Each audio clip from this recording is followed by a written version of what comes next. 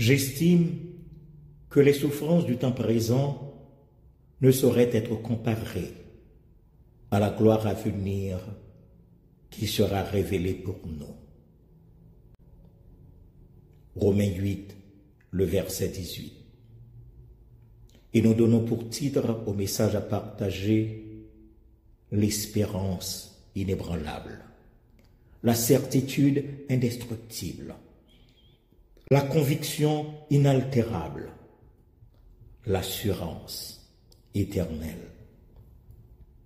Frères et sœurs bien-aimés, dans cette nuit spirituelle qui semble engloutir notre époque, combien d'âmes se réveillent chaque matin avec cette question déchirante? Pourquoi continuer à espérer? Combien de cœurs brisés par les tempêtes de la vie murmurent dans l'amertume? Où est Dieu quand la souffrance nous écrase? Qui parmi nous n'a jamais ressenti cette froide morsure du désespoir quand les ténèbres semblent avoir triomphé de la lumière? Oh, regardez autour de vous. Les familles se déchirent, les nations tremblent, la maladie fauche les innocents, l'injustice règne en maître, et la mort semble avoir le dernier mot. Dans ce chaos universel où la douleur se mêle aux larmes et où l'angoisse étreint les cœurs, l'espérance humaine vacille comme une flamme dans l'ouragan. Les rêves s'effondrent, les projets se brisent, les promesses se dissolvent dans l'amertume de la déception. Et pourtant, dans cette détresse cosmique, résonne encore une voix qui proclame « Espère en Dieu, espère en Dieu ». Cette exhortation n'est pas une consolation pieuse pour âmes fragiles, mais un commandement divin qui défie toutes les apparences et transcende toutes les circonstances. Car notre espérance ne repose pas sur les fondations chancelantes de ce monde périssable, mais sur le roc inébranlable de la fidélité divine. Bien-aimés en Jésus-Christ, permettez-moi de vous révéler d'abord cette vérité fondamentale. Même dans l'obscurité la plus profonde, l'espérance divine brille comme une étoile inextinguible.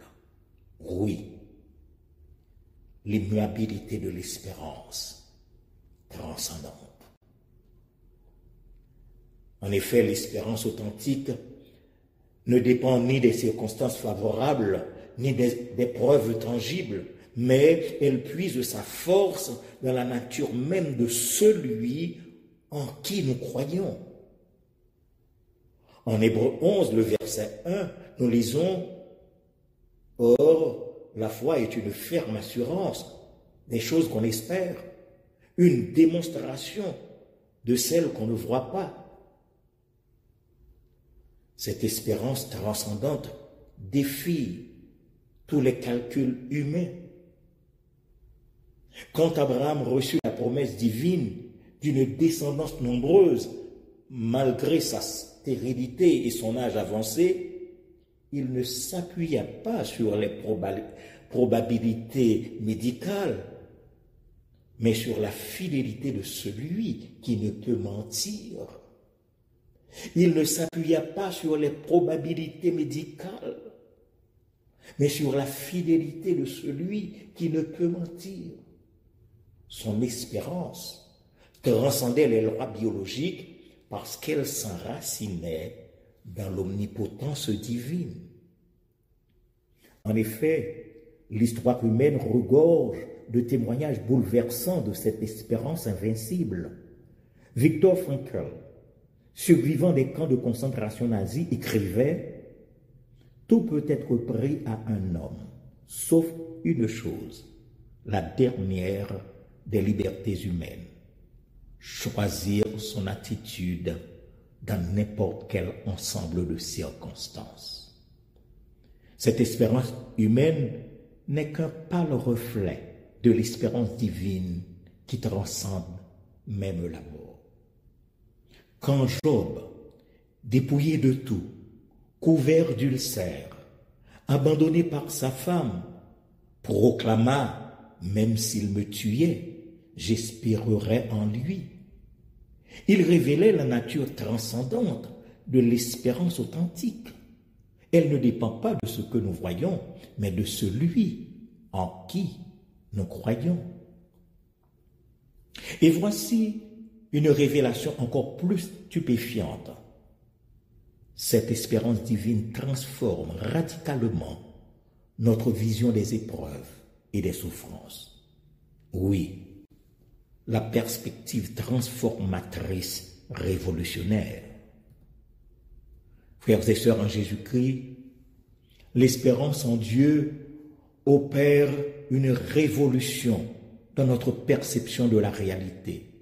Elle transforme les catastrophes en tremplin, les échecs en victoires cachées, les croix en couronne.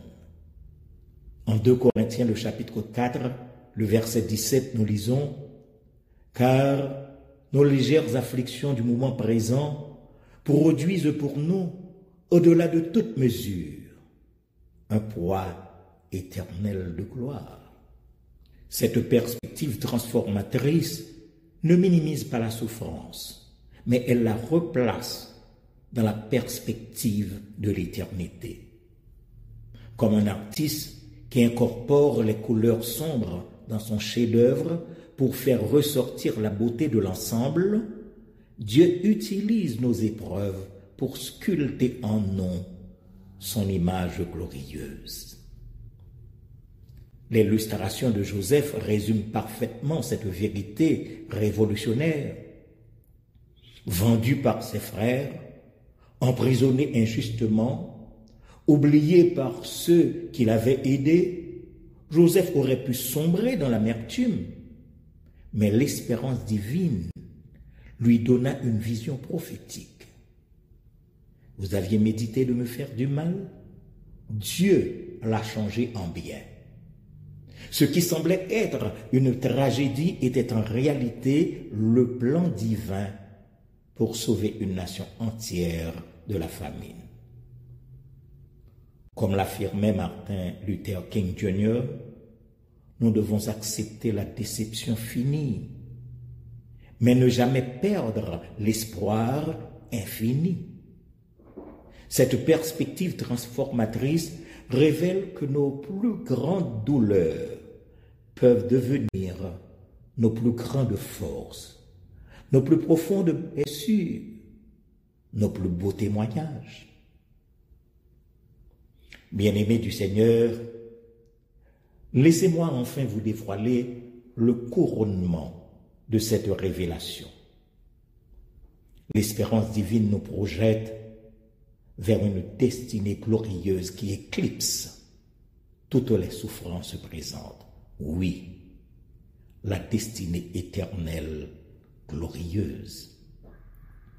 L'espérance chrétienne ne se contente pas de nous consoler dans le présent, elle nous révèle un avenir si glorieux qu'il rend dérisoire toutes les afflictions temporelles. En 1 Corinthiens, le chapitre 2, le verset 9, nous lisons « Mais, comme il est écrit, ce sont des choses que l'œil n'a point vues, que l'oreille n'a point entendues, et qui ne sont point montées au cœur de l'homme, des choses que Dieu a préparées pour ceux qui l'aiment. » Cette destinée glorieuse dépasse infiniment nos plus belles imaginations. Les splendeurs terrestres les plus éblouissantes ne sont que de pâles ombres comparées à la gloire qui nous attend.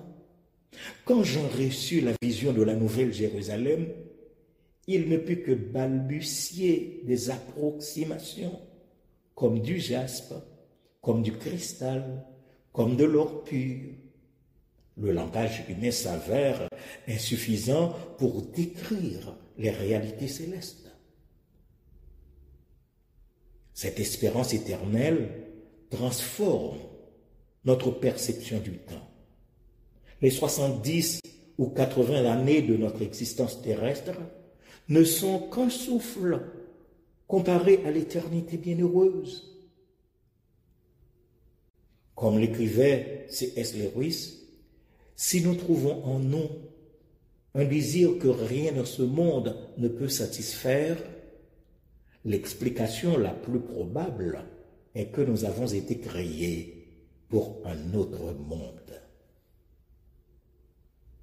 L'apôtre Paul, qui avait goûté aux délices du troisième ciel, pouvait affirmer avec autorité: « J'estime que les souffrances du temps présent ne sauraient être comparées à la gloire à venir qui sera révélée pour nous. »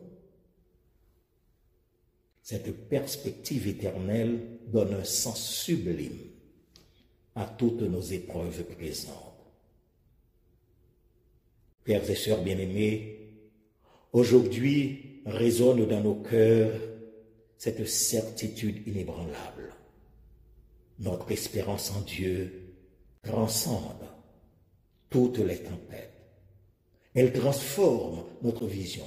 Elle nous projette vers une destinée glorieuse. Oh, nous avons découvert que l'espérance authentique ne dépend pas des circonstances, mais de la fidélité divine. Nous avons compris comment elle révolutionne notre perception des épreuves, transformant les croix en couronne.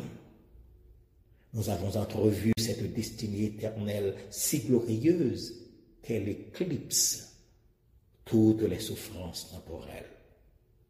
Oh, que cette espérance devienne l'encre de nos âmes.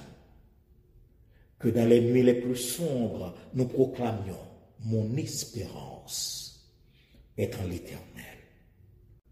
Que face aux tempêtes les plus violentes, nous demeurions inébranlables, sachant que celui qui a fait la promesse est fidèle. Car il est écrit en Jérémie 29, le verset 11, « Je connais les projets que j'ai formés sur vous, dit l'Éternel, projets de paix et non de malheur, afin de vous donner un avenir et de l'espérance. » Bien-aimés en Jésus-Christ, dans un monde qui vacille, notre espérance, oui, notre espérance demeure inébranlable. Dans un univers qui gémit, notre gloire future resplendit déjà, car notre espérance n'est pas en l'homme, mais en Dieu, le Dieu vivant et vrai, qui ressuscite les morts et appelle les choses qui ne sont point comme si elles étaient. Oh, que Dieu vous bénisse et vous garde, et que votre espérance se fonde en Dieu et en Dieu seul. Qu'il en soit ainsi. Amen et Amen.